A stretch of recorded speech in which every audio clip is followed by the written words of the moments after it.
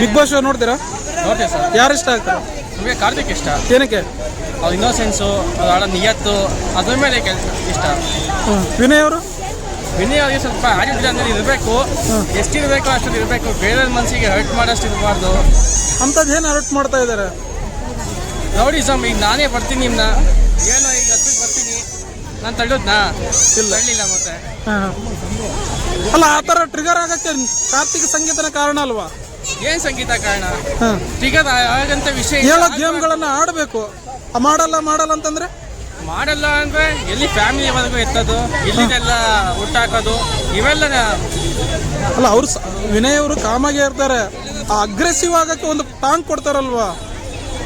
ಹಂಗಂತ ಫ್ಯಾಮಿಲಿವರೆಗೂ ಎತ್ತಕ್ಕಾಗುತ್ತಾ? ಅಂದ್ರೆ ಯಾರು ತಪ್ಪು ಯಾರು ಸರಿ ಇದರಲ್ಲಿ? ಕಾರ್ತಿಕ್ ಇನ್ನೋಸೆನ್ಸ್ ಇಂದ ಅವನು ಓಕೆ, ಅಷ್ಟಾಗಿ ವಿನಯ್. ಕಾರ್ತಿಕ್ ವಿನಯ್ ಗುಡ್ ಫ್ರೆಂಡ್, ಸಂಗೀತ ಅವರಿಂದ ಹಾಳಾಗ್ತಾ ಇದ್ದಾರೆ. ಟಾಸ್ಕ್ ಅಂತ ಬಂದ್ಮೇಲೆ ಗುಡ್ ಫ್ರೆಂಡ್ ಬೆಸ್ಟ್ ಫ್ರೆಂಡ್ಸ್ ಅಂದ್ರೆ ಯಾವ್ದು ಇರಲ್ಲ. ತಮ್ಮ ಗೋಲೇ ನಮಗೆ ರೀಚ್ ಆಗಬೇಕು, ಅದೇ ನಮಗೆ ಮೇನ್ ಇಂಪಾರ್ಟೆನ್ಸ್ ಇರೋದು. ಈಗ ಡ್ರೋನ್ ಪ್ರತಾಪ್ ಸಂಗೀತ ಅವರಿಗೆ ಕಣ್ಣಿಗೆ ಎಫೆಕ್ಟ್ ಆಗಿದೆ ಅಲ್ಲ, ಏನು ಅನಿಸುತ್ತೆ ಅದೆಲ್ಲ? ಅದು ಬಿಗ್ ಬಾಸ್ ಅವರೇ ಆಕ್ಷನ್ ತಗೋಬೇಕು. Sudeep sir Bigg Boss show ಹೇಗೆ ನಡೆಸ್ತಾರೆ? ಚೆನ್ನಾಗಿ ನಡೆಸ್ತಾರೆ, ಗೊತ್ತಿದೆ. ಸೀಸನ್ ಇಲ್ಲಿವರೆಗೂ 10 ಸೀಸನ್ ನಡೆಸೋದೆ ಅಂತ ಅಂದಮೇಲೆ ಅಲ್ಲಿವರೆಗೂ ಅರ್ಥ ಮಾಡ್ಕೊಳ್ಳೋದೇ ನಮಗೆ. ನಿಮ್ಮ ಓಟು? ನಮ್ಮ ಓಟು ಕಾರ್ತಿಕ್ಗೆ. Thank you. ಬೆಂಕಿ ಬೆಂಕಿ ಅಂತ ಬೆಂಕಿನ ಹೆಸರೇ ಇದೆ.